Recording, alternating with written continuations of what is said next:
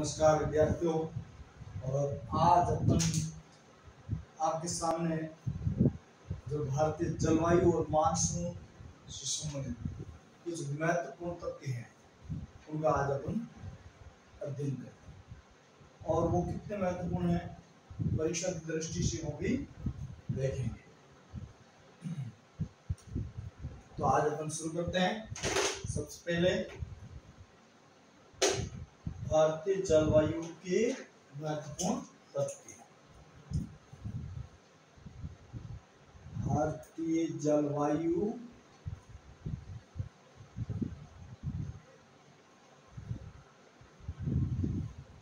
के महत्वपूर्ण तथ्य।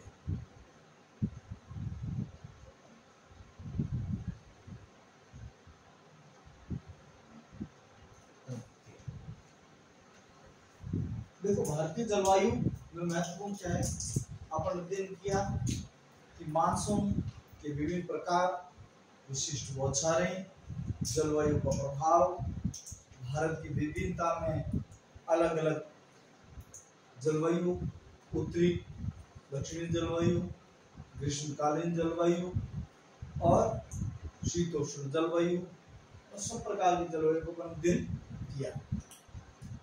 आज अपने जो लेते हैं दक्षिण भारत का। अब क्या महत्वपूर्ण तथ्य है, यानी दक्षिण भारत का सर्वाधिक गर्म महीना, दक्षिण भारत का सर्वाधिक गर्म महीना कौन सा है। और अब फिर देखते हैं पहाड़ी क्षेत्र का सर्वाधिक गर्म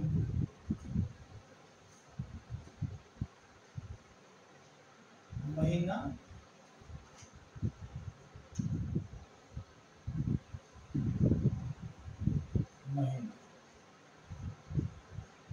अब देखो पहाड़ी क्षेत्र में कौन सा गर्म महीना है और पहाड़ी क्षेत्र में कौन सा गर्म महीना है और अन्य जो दक्षिण भारत है वहां पे गर्म महीना कौन सा।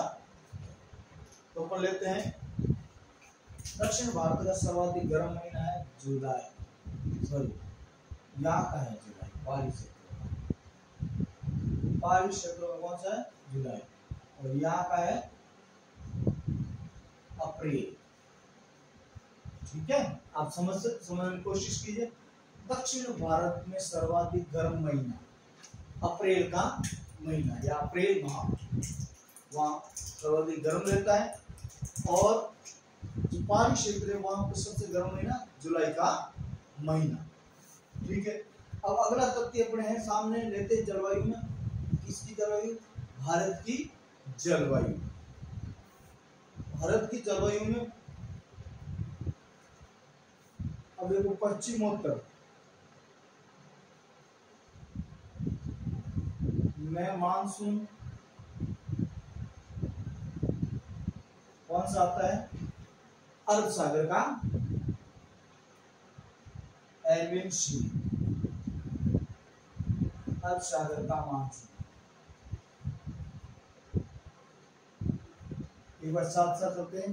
दक्षिण भारत का सर्वाधिक गर्म महीना अप्रैल का माह, पहाड़ी क्षेत्रों का सर्वाधिक गर्म महीना जुलाई का माह, पश्चिमोत्तर में कौन सा मानसून आता है, अरब सागर का मानसून, एल्विन सी का मानसून। अब अपन तथ्य लेते हैं एक,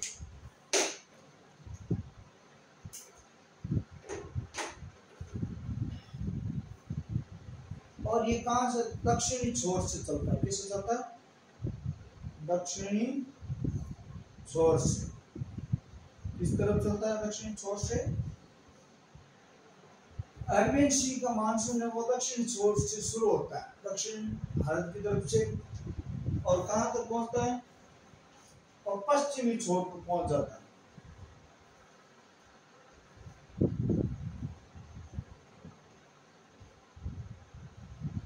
अब दक्षिण भारत का सर्वाधिक गर्म महीना अप्रैल, पहाड़ी क्षेत्रों का सर्वाधिक गर्म महीना जुलाई, पश्चिमोत्तर में मानसून अरब सागर से, अरब सागर का मानसून कहां से चलता है, अरब सागर का मानसून दक्षिण छोर से पश्चिमी छोर। अब जैसे कि आप यहाँ देख सकते हो कि यहाँ से मानसून आएगा यहाँ पे पश्चिमी छोर, दक्षिण केरल से प्रवेश करके राजस्थान गुजरात के होते हुए इस चलेगा मानसून और विभिन्न रेखाएं अलग बढ़ जाती है।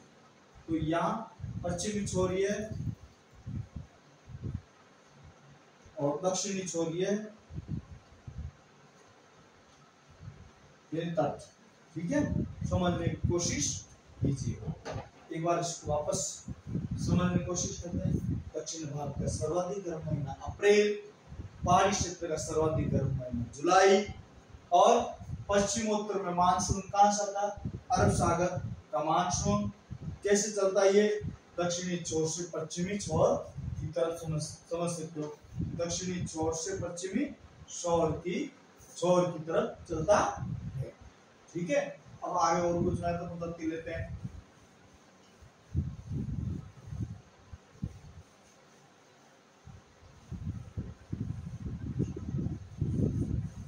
अब अगला तथ्य अपने सामने है, ये देखिए आप।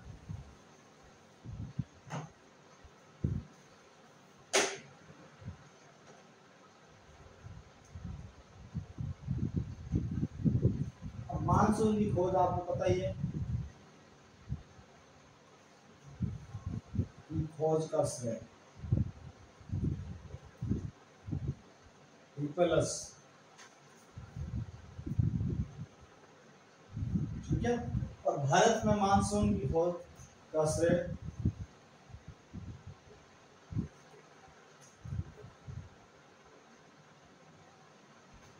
अल मसूरी। क्या नाम? अल मसूदी। ठीक है, पता, दो तथ्य पता चल गया। मानसून की खोज का श्रेय प्लस, भारत में मानसून की खोज का श्रेय कौन है? अल मसूदी को जाता है। अब अपने महत्वपूर्ण है, चल गया महत्वपूर्ण दो तथ्य है, उनको अच्छी तरह से आप समझने की कोशिश कीजिए। बिल्कुल, मानसून की खोज का श्रेय प्लस, भारत में मानसून का श्रेय की खोज का श्रेय अल मसूदी को जाता है। अब आगे रहते हैं। अब आगे क्या है कि अरावली पर्वतमाला है राजस्थान में, तो वो क्या है कि अरावली पर्वतमाला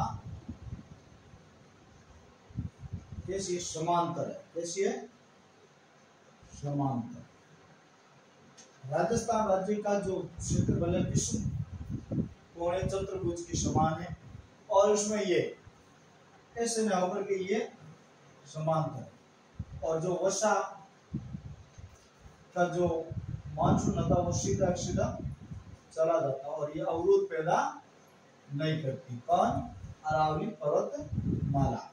अरावली पर्वतमाला दुनिया की सर्वाधिक प्राचीन पर्वतमाला। कैसी है? सर्वाधिक प्राचीन पर्वतमाला है।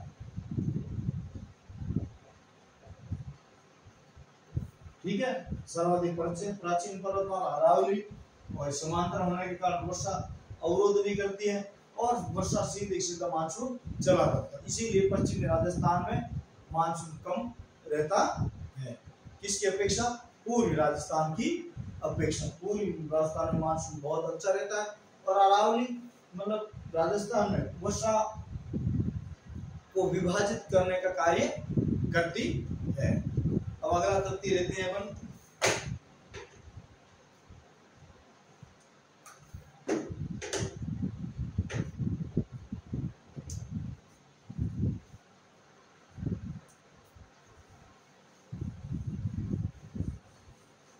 तमिलनाडु राज्य है भारत का। कौन सा राज्य? तमिलनाडु। तमिलनाडु में शीतकालीन वर्षा होती है। कब होती है? शीतकाल में। कौन सा, यहाँ कौन सा मानसून रहेगा?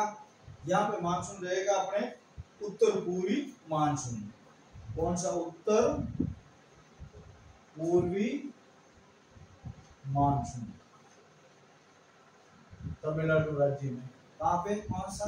शीतकाल में उत्तर पूर्वी मानसून से वर्षा यहाँ होती है। अगला है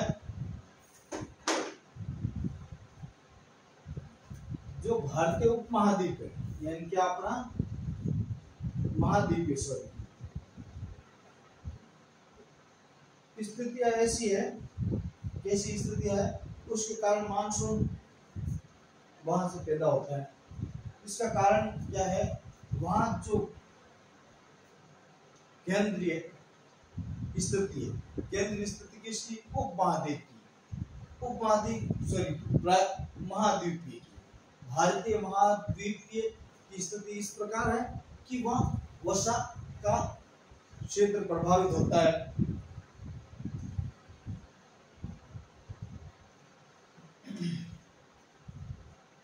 कौन सा? हिमालय। हिमालय पर्वतमाला के कारण वहां की स्थितियां होती है। और वहां पे क्या होता है?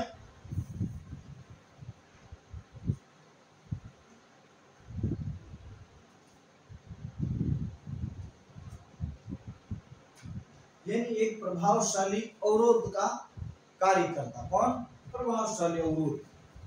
अगर हिमालय नहीं होता तो लगभग आधा से ज्यादा भारत रेगिस्तान ही होता था। हिमालय क्या करता? अवरोध करता है और अच्छा मानसून रहता है भारत में। किसके कारण? हिमालय के कारण अवरोध का कार्य करता। अवरोध होने का अच्छी वर्षा होती है। और हिमालय के उस क्षेत्र है जहाँ वृष्टि छाया प्रदेश है, क्योंकि वो मानसून सीधा निकल जाता है। और इसलिए उस क्षेत्र में जैसे लद्दाख, लेह, वहाँ बहुत कम बारिश होती है। जैसे लाहौल स्पीति वगैरह तो बहुत ही नगण्य बारिश होती है और बहुत मौसम ठंडा पाया जाता है। वो वहाँ पे ठंडा रेगिस्तान के ठंडा स्थान है और वर्षा नहीं होती है।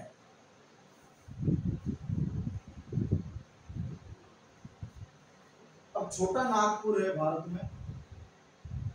छोटा नागपुर, यहाँ से इसको पहले साफ करते हैं और समझने में अच्छा रहेगा।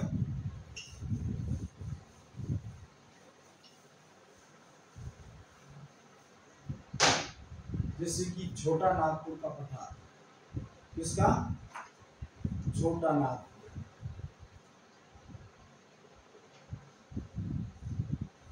यहाँ पर नॉर्वेस्टर, कैसी हवाएं चलती है? नॉर्वेस्टर हवाएं। इसे उड़ीसा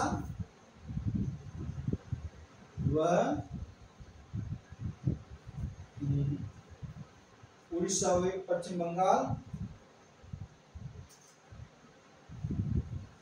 एक राज्य और है, वो राज्य है असम।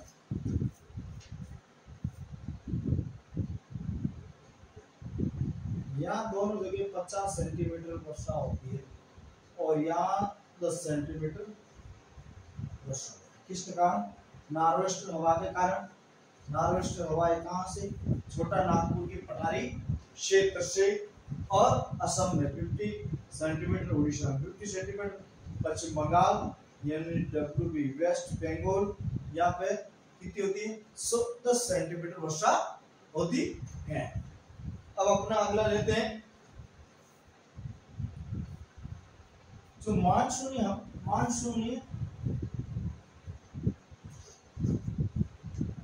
हवा है, उसको प्रवार्तीय भी कहा जाता है। कैसी हवा है ये? हवा प्रवार्तीय हवा भी कहा जाता है। किसको? मानसून की हवा को प्रवार्तीय हवा भी कहा जाता है। अब मानसून महत्वपूर्ण परीक्षा में सवाल है, वो कभी पूछ सकते हैं। बिल्कुल आप इसको समझने की कोशिश कीजिए। मानसून जो हवा है उसको पार्वतीय हवा भी कहा जाता है। छोटा नागपुर नॉर्वेस्टर हवाएं असम में इससे होती है 50 सेंटीमीटर, उड़ीसा में 50 सेंटीमीटर वर्षा, बंगाल में 10 सेंटीमीटर वर्षा। अब अपन लेते हैं एक महत्वपूर्ण तथ्य और अंतिम, आज का टॉपिक यहीं खत्म करेंगे। भारत की जलवायु और मानसून का टॉपिक आज खत्म हो जाएगा और अपन नया टॉपिक शुरू करेंगे कल से। मानसून की उत्पत्ति, मानसून की उत्पत्ति बहुत ही महत्वपूर्ण प्रश्न है कि उत्पत्ति।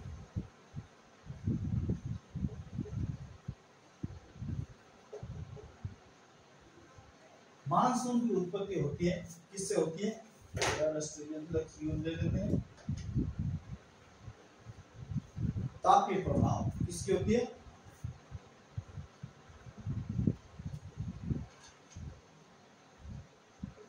अब तापीय प्रभाव से क्या होता है वो समझने की कोशिश करेंगे। आगे देखते हैं।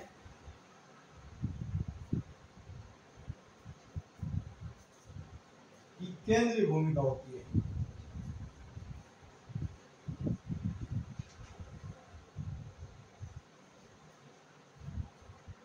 अब पूछा है तापीय प्रभाव क्या है? मानसून की उत्पत्ति है उसकी जो तापीय प्रभाव है कि केंद्रीय भूमिका होती है। सबसे ज्यादा तापमान का प्रभाव पाया जाता है।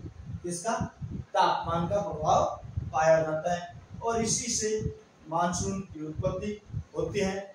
और ये इसका मुख्य कारण है, केंद्रीय कारण है, ये बिल्कुल सेंटर में कारण है ताप, और दूसरे सारे जो कारण है वो बाद में।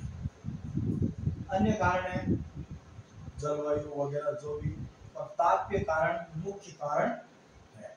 ठीक है, और आज का टॉपिक यहीं खत्म करते हैं और अपन कल से नए टॉपिक की शुरुआत करेंगे। तो इसलिए आप ज्यादा से ज्यादा वीडियो को लाइक करें, शेयर करें, सब्सक्राइब करें और समझने की कोशिश कीजिए। आज अपन ने क्या क्या पढ़ा, एक बार उसका रिवीजन भी आपके साथ होना चाहिए। यानी दक्षिण भारत का सबसे गर्म महीना कौन सा? अप्रैल। पहाड़ी क्षेत्र का गर्म महीना जुलाई।